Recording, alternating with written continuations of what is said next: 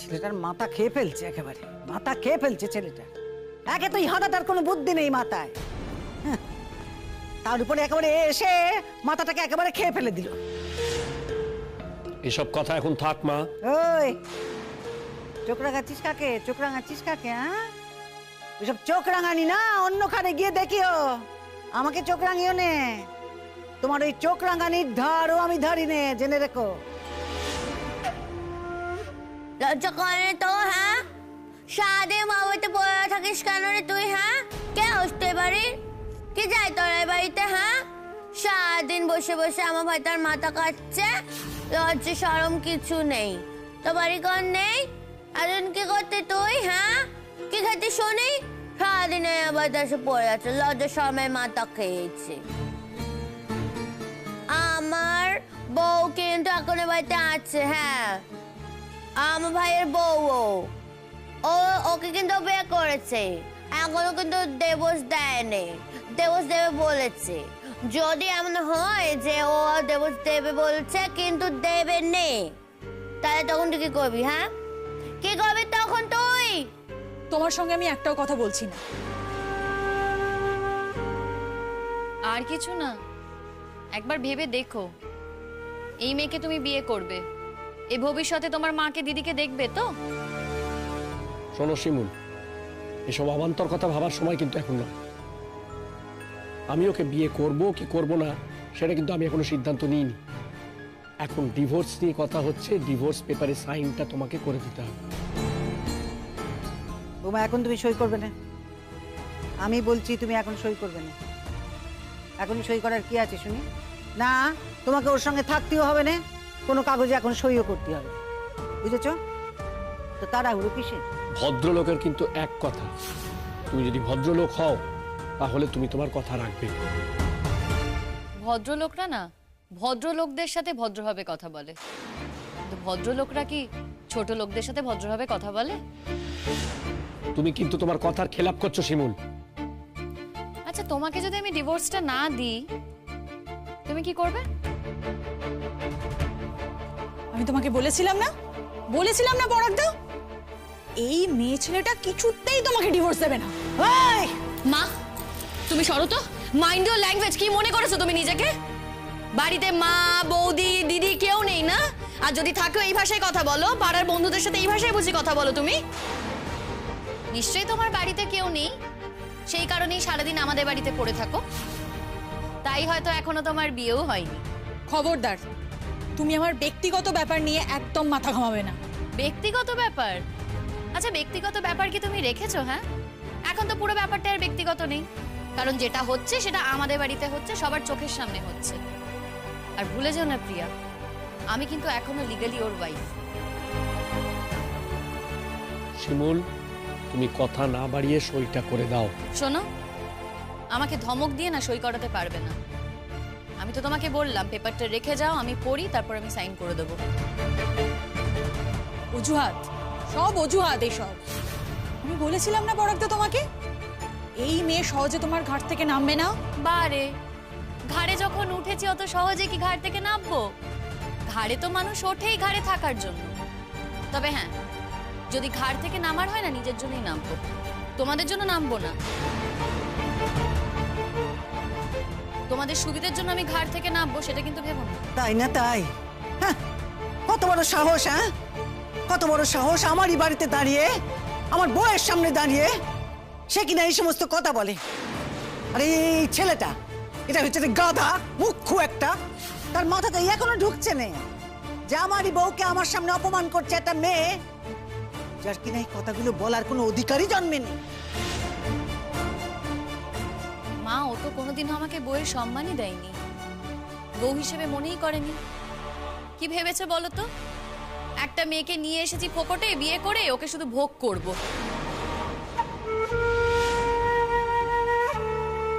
কিছু মনে করো না মা, আমাকে তোমার সামনেই কথাগুলো বলতে হচ্ছে। আমি জানি তোমার ছেলে, তোমার শুনতে খারাপ লাগছে, কিন্তু কথাগুলো তো সত্যি।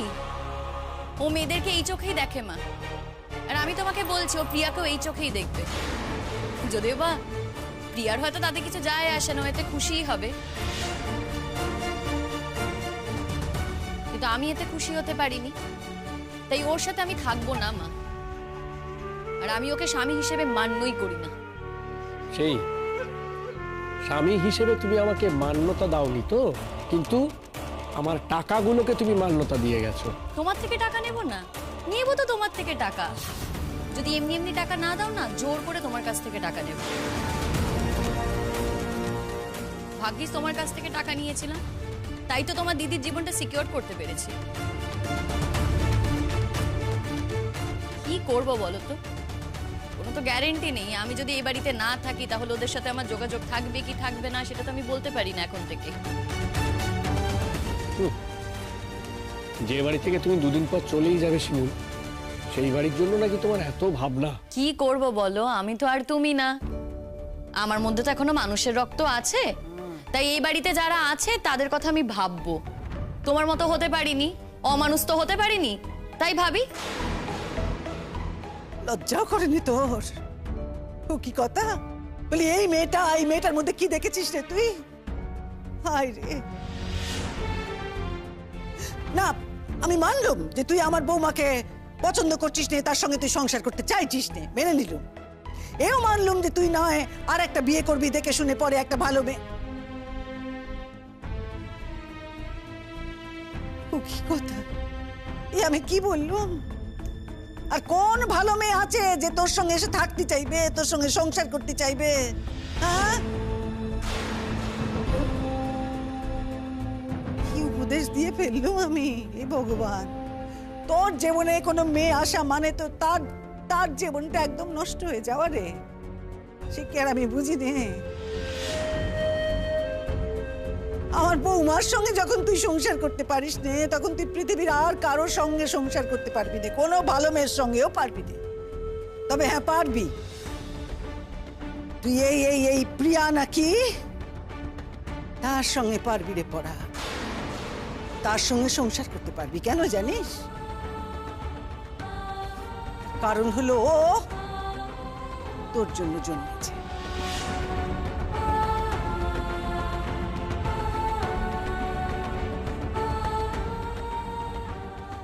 বলে নিন, এখন যত পারেন বলে নিন। এরপর তো আর বলার সুযোগ পাবেন না। মনোজা, বেশি বাবা কথা বলছিস না তুই? হ্যাঁ, কথা বলার সুযোগ পাবে না মানেটা কি? হ্যাঁ হ্যাঁ, কেন আমাকে কি তুই হাতে মাথা কাটবি নাকি? হ্যাঁ, এরপরে বেশি বড় বড় কথা বলার সুযোগ পাবে না। কেন রে, পাবে না কেন? হ্যাঁ, দেবো নাকি? দেবো নাকি? আবার চুলের মুঠি ধরে এরকম করে দেবো একটা।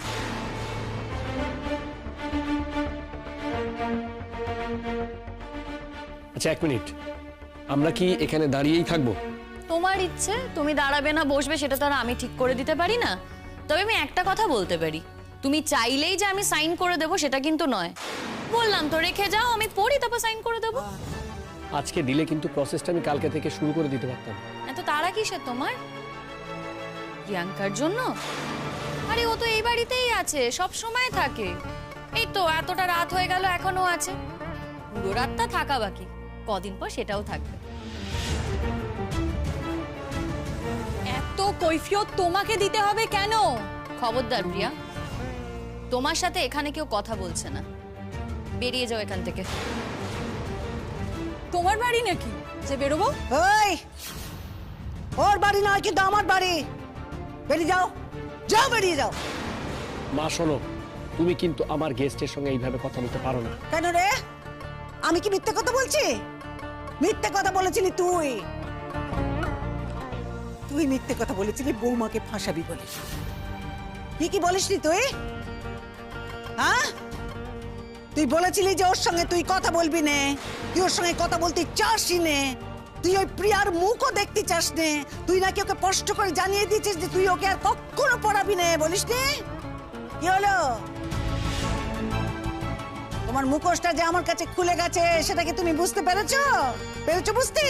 শোনো মা, এই তোমার বউ কৌশলটা করেছিল বলেই কিন্তু আমাকেও কৌশলটা করতে হয়েছিল। তুমি তো তোমার বউয়ের কোনো দোষ দেখতে পাও না, শুধু তোমার ছেলের দোষটাই দেখতে পাও। এই যে তোমার বউ সারাদিন ওই ছেলেটা ওই শতদ্রুর সঙ্গে সারা পাড়া ঘুরে বেড়াচ্ছে, কই সেই বেলা তো তোমার কিছু চোখে পড়ে না? কোথায় শতদ্রু আর কোথায় তুই? হ্যাঁ, আমি তো বলেছি, শুনিস নি সেদিন? আমি তো বলেছি যে ও যদি শতদ্রুর কাছে যায়, ও যদি শতদ্রুর সঙ্গে থাকতে চায়, ও যদি শতদ্রুকে বিয়ে করে, আমি দাঁড়িয়ে থেকে সে বিয়ে দেব নিজে, বলি না? দেখো দেখো, তোমার মাই হচ্ছে তোমার ঘর শত্রু বিভীষণ। চিনে নাও, চিনে নাও, লোকজনগুলোকে ভালো করে চিনে নাও। খড়াক্তা, তোমাকে স্কুইজ করে টাকা নিচ্ছে এরা। এখনো পর্যন্ত তোমার কাছ থেকে টাকা পয়সা নিয়ে তোমাকে একেবারে হাতমরা করে রেখে দিয়েছে। আচ্ছা আচ্ছা, তুমি আমাকে বলো, তুমি তোমার বোনের দায় কেন নেবে? কই, তোমার ভাই তো নেয়নি, সে তো হাত তুলে দিয়েছে। আর তোমার বাবাও তো কিছু রেখে যাননি ওর জন্য, কিচ্ছু করে যাননি। তাহলে তুমি কেন ওর দায় নেবে? সব দায় কি তোমার? বাহ বাহ পরাগ ব্যানার্জি, দারুণ ট্রেনিং পাচ্ছ। হ্যাঁ, দারুণ ট্রেনিং দেওয়ার লোক এসে গেছে কিন্তু তোমাকে। এর আগে এরকম ট্রেনিং পেয়েছো বলে তো আমার মনে হয় না। পেয়েছিলে বুঝি এরকম আগে কোনো ট্রেনিং? তুমি সইটা করবে কি করবে না শিমুল? বললাম তো এখন করব না। আর যদি বেশি বাড়াবাড়ি করো না, তাহলে কোনোদিনও সাইন করব না। কাগজটা রেখে যাও, আমি ঠিক সাইন করে দেবো। আর এই মেয়েটাকে বল এখন এই বাড়ি থেকে চলে যেতে, অনেকটা রাত হয়েছে তো।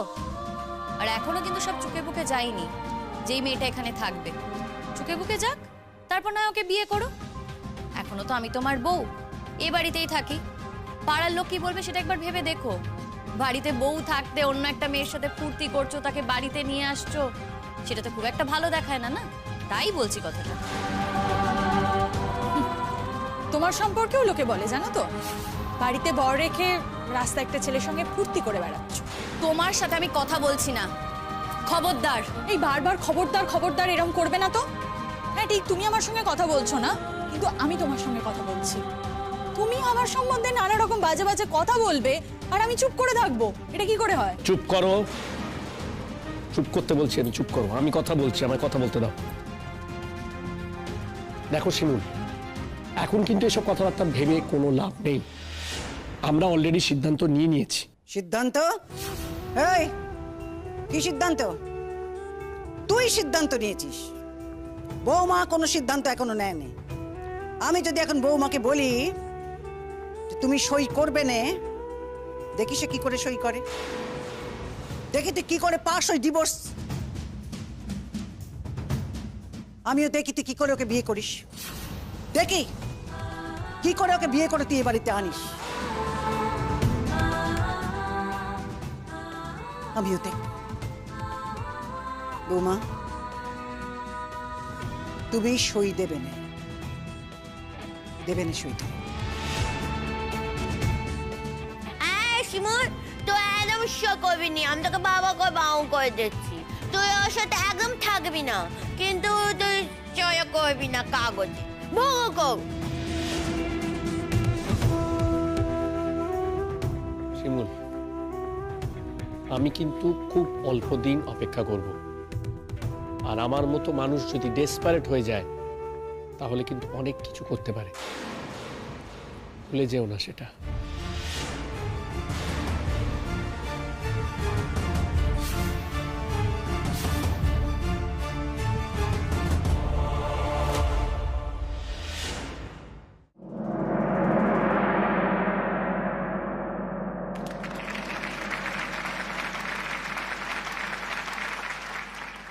আজ এই শহরে এক রূপকথার সন্ধে নেমে এসেছে।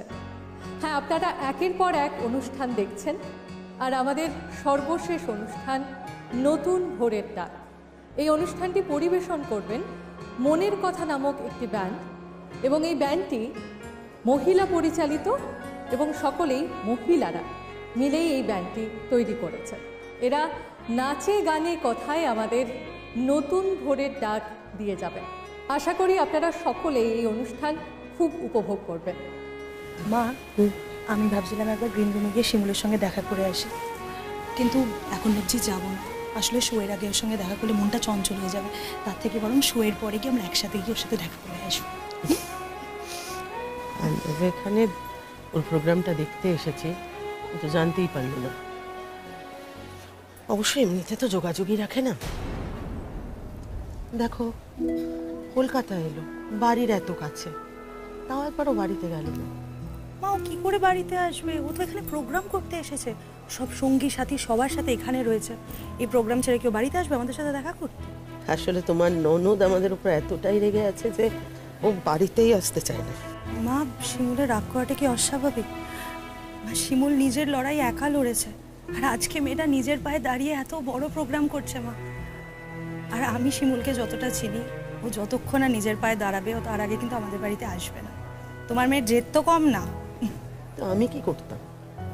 তুমি তো পুরোটাই জানো, আমার কি কিছু করার ছিল? ও হয়তো আমিও। আচ্ছা ঠিক আছে, তুমি এখন এসব কথা কেন বলছো বলো তো?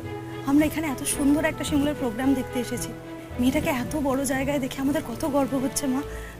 আচ্ছা, এই শো এর পর আমরা গিয়ে কিন্তু শিমুলের সাথে দেখা করে আসবো গ্রিন রুমে, ঠিক আছে? অবশ্য স্টেজ থেকেও আমাদের দেখতে পাবে, তাই না? ঠিক বলেছো, স্টেজ থেকেও তো দেখতে পাবে। তুমি যখন শিমুলকে দেখতে পাবে এরকম করে হাত নাড়িয়ে দিও, আমি হাত নাড়িয়ে দেবো। আয়োজনের জন্য আপনাদের কাছ থেকে 2 মিনিট সময় চেয়ে নেব, কারণ ওরা আমাদের থেকে 2 মিনিট সময় চেয়েছেন। দয়া করে আপনারা সেইটুকু সময় একটু ধৈর্য ধরে অপেক্ষা করুন।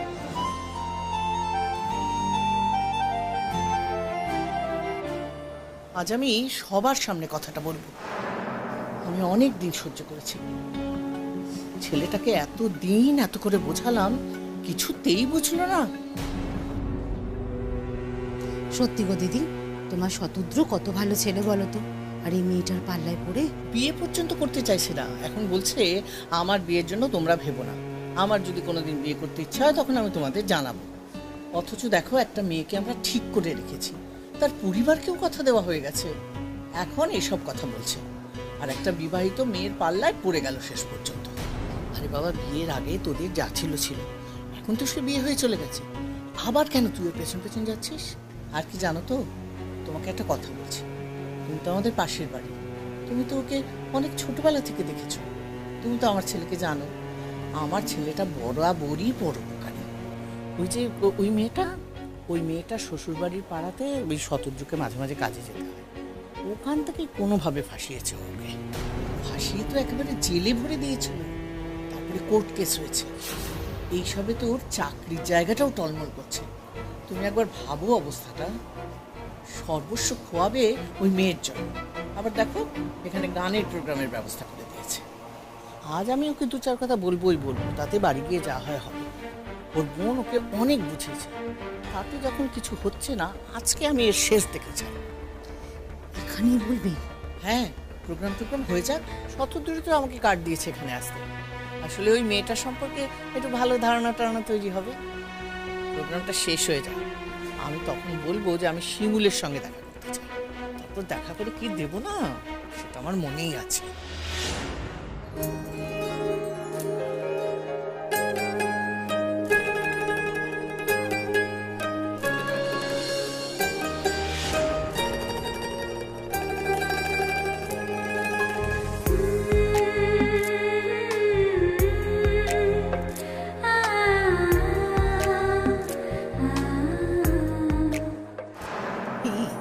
ওই মেয়েটা না, ওই যে মাঝখানে যে মেয়েটা, মাঝখানের মেয়েটাই।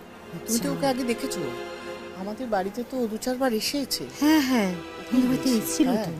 কেমন তুই নির্লজ্জ মেয়ে বলতো, হ্যাঁ? বিয়ে শাদী করেছিস, তারপরে ওই ছেলেটার কেন মাথা খাচ্ছিস? অনেক কষ্ট করে আমি ছেলেটাকে মানুষ করেছি, তা বললে তুমি শুনবো না? আমার ছেলের মাথা খেয়ে চলে যাবে একটা মেয়ে, আর লোক সমাজে আমি টিকতে পারবো না বদনামের ঠেলায়? এটা তো হতে পারে না। তুমি দেখো না আমি কি করি ওকে, আজকে আচ্ছা করে জব্দ করবো ওকে।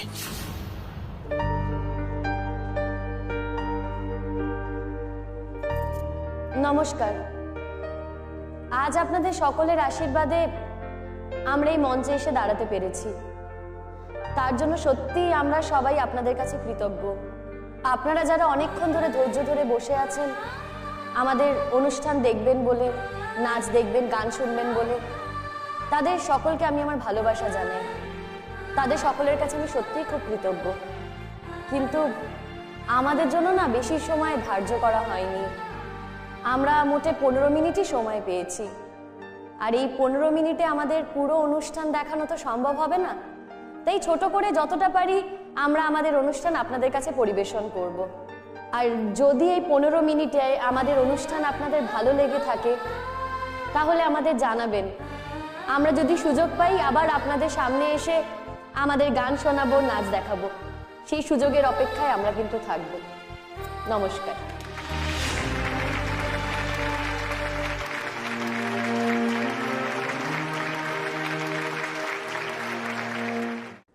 নতুন ভোরের ডাক। আসলে আমরা প্রত্যেকেই বোধহয় নতুন ভোরের দিকে এগোতে চাই, নতুন ভোরের ডাকে সাড়া দিতে চাই। এই নতুন ভোরের ডাকে আশা আছে, ভালোবাসা আছে, স্বপ্ন পূরণ আছে, ইচ্ছে পূরণ আছে। আপনাদের সকলের যদি আশীর্বাদ থাকে আমরা নিশ্চয়ই নতুন ভোরের ডাকে সাড়া দিয়ে এগিয়ে যেতে পারবো এবং আমাদের সমস্ত স্বপ্নগুলোকে পূরণ করতে পারবো। নতুন ভোরের ডাকে সাড়া দিতে কার না ইচ্ছে করে। আমরা শুধু নই, আমরা চাইব এখানে আমাদের যত দর্শক শ্রোতা বন্ধুরা রয়েছেন তারা প্রত্যেকে যেন নতুন ভোরের ডাকে সাড়া দিতে পারেন, নতুন ভোরের ডাকে হাতছানিতে এগিয়ে যেতে পারেন এবং আপনাদের জীবনে যা যা অপ্রাপ্তি আছে সমস্ত অপ্রাপ্তিগুলোকে মিটিয়ে নেওয়ার যেন আপনারা প্রত্যেকে সুযোগ খুঁজে পান। ভালো থাকবেন।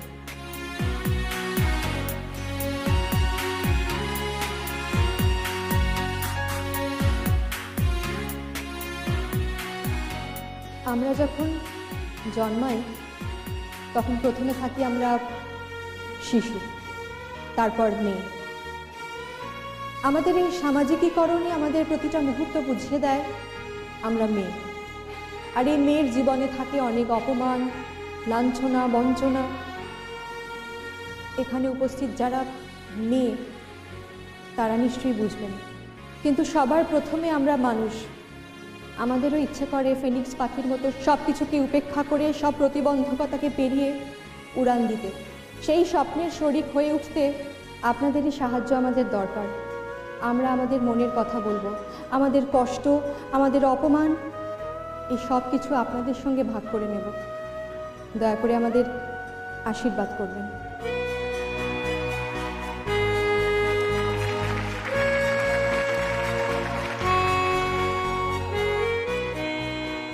শুরু হচ্ছে নতুন ভোরের ডাক। নিবেদনের আমরা।